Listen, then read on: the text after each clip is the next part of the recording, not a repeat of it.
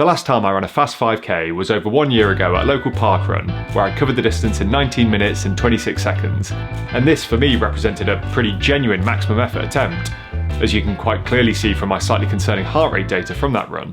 But since that day, I've not attempted another all-out 5k, and have only once gone sub 20 over that distance in a more recent 10k PB. Because over these last 12 months, my training's taken a different direction, and I've spent the time preparing for and then running marathons and ultramarathons.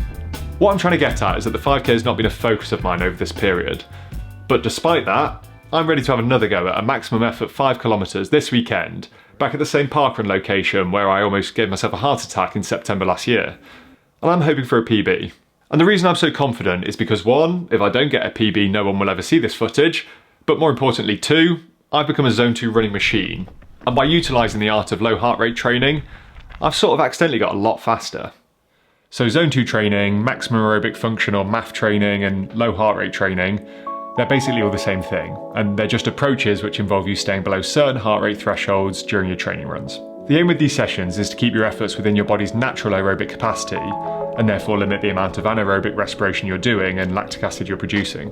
This style of training has loads of benefits and improves your body's ability to use oxygen as a fuel by increasing the blood flow to your lungs, increasing the efficiency of your heart's function as a pump, and also the ability of your muscles to use the oxygen that's being delivered to them.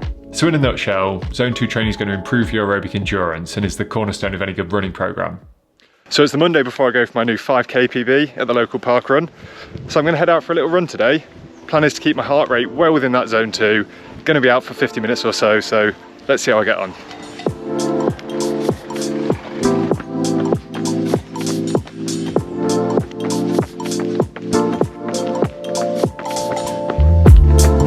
So there's loads of different ways that you can work out what your heart rate zones are, or the upper limit of your MAF. And first off, there's a good old trusty talking method. So running at a pace that you can easily keep a conversation with a partner. In my experience, I've found this to be pretty unpredictable, and I spend most of my time running alone, not talking to a camera, you'd be surprised to hear. So it doesn't really work that well for me. Personally, I just use my Apple Watch, which automatically tells my heart rate zones. You can also work out these zones by yourself if you know your resting heart rate and your max heart rate. And you just take the difference between these two numbers, multiply them as follows, and then add them to your original resting heart rate. The main downside of this, speaking from experience, is that it is extremely unpleasant to work out your maximum heart rate. And as a doctor, I also feel obliged to say possibly unsafe depending on your medical history.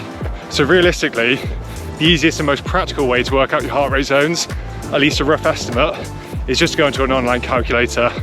Or for your MAF, you can just take 180 minus your age. So plugging my own data into the online calculators, I get this for the upper limit of my Zone 2. If I fudge my MAF, I get this. And using my Apple Watch, I get this. So as you can see, they all roughly mean the same thing. And if I had a couple of £100 spare, I could go and burn it at my local sports science lab and get an exact number, which would inevitably fall somewhere between these two.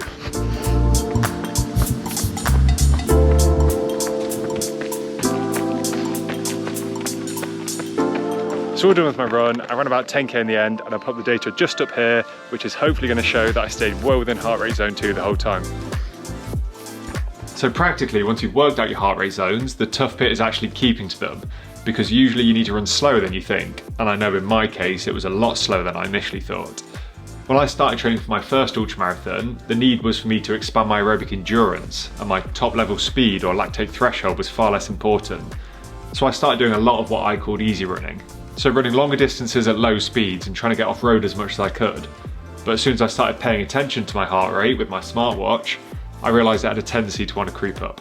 To begin with, I might be in Zone 2 when going at 5:45 per kilometre on the flat. But after 8 to 10 kilometres of this pace, my heart rate would slowly be creeping up. And if I added in a steep hill, well, it would shoot up a lot faster. And if you look back at the run that I did earlier, when I was talking to camera in the first few kilometres, you can see the real difference. So again, another reason why I'm not a massive fan of this conversational approach.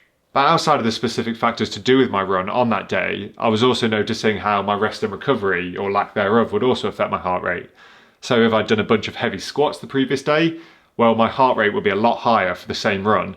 Or if I'd had a rubbish night's sleep, the same thing. So to begin with, this just meant swallowing my ego and slowing down.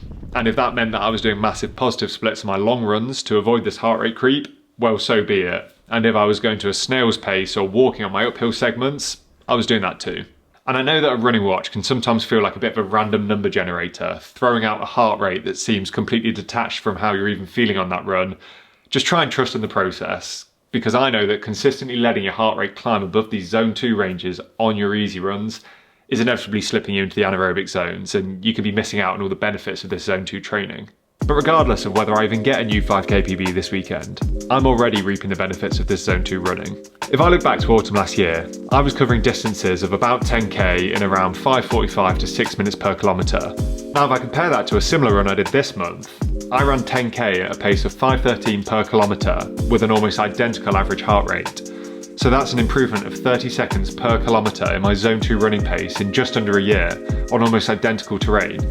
And although these are just 2 examples, this same improvement has been borne out in just my everyday experience of running, and I now feel a lot more comfortable running at these faster paces. And secondly, I've been hitting PBs over longer distances. Here I was able to run back-to-back sub 20 minute 5k splits to hit my first ever sub 40 minute 10k. And if the heart rate data was to be trusted, I apparently achieved this without touching the maximum heart rate I'd managed in that original 5k parkrun. So although this doesn't represent a difference in my top speed pace, I think we can all agree that looking back at that parkrun from September, I was definitely not capable of running another minute at that sub 4 minute per kilometre pace. So all this zone 2 running has definitely improved my ability to run at these faster paces for longer. And thirdly, as was the aim with all this zone 2 training in the first place, I was able to actually run my ultramarathons. In these last 12 months, I've repeatedly broken my own record for the longest distance that I've run in one go. So in November last year, I ran 16 miles for the first time ever as part of a cross-country trail run. And since then, I've ran a sub 3.5 hour marathon, 2 lots of 50k ultras, and finally a 100 kilometre beast of an ultra, which took me just under 14.5 hours, and that was in July this year. And finally, some honourable mentions of some other benefits that I've had from all this low heart rate training. So I've had fewer injuries in this last 1 year of running than in my first 6 months, because I've been covering my weekly mileage at a relatively low intensity, which is much kinder on your soft tissues and joints. My body's now more efficient at metabolising fats, so I can use my own body fat as fuel for my longer runs, and I can also be a little bit more liberal with my diet.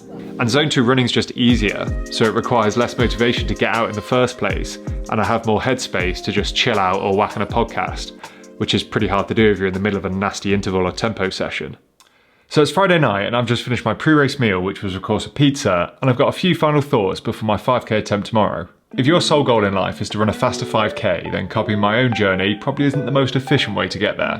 Most running programs will put low heart rate training directly alongside higher intensity training, things like tempo runs, interval sessions and hill sprints, and that's completely fine. I had a unique set of goals this last year and my own training catered towards them. But that being said, I have pretty much spent the last 12 months doing a dummy version of what a proper runner might call an off-season. So getting in lots of easy miles and avoiding the riskier high-intensity workouts. But since finishing these ultras and taking a short break from running, I've actually spent the last couple of months building on this aerobic base, with some more consistent tempo runs and longer intervals. And I've signed up for a half marathon at the end of this month, which is actually the shortest distance running race I've ever entered, which I suppose is kind of funny. And that's what this mini training block has been geared towards. But what I hope I've conveyed is just how important Zone 2 running is and should be the focus for all new runners. Because regardless if you're training for a marathon or a 1500 metres on the track, the vast majority of the energy that you're going to need to call upon during that race comes from aerobic respiration, which is exactly what low heart rate running is training. So without further ado, let's finally see if all this Zone 2 running I've been doing the last 12 months, plus this short burst of high intensity work, actually translates to a faster 5k.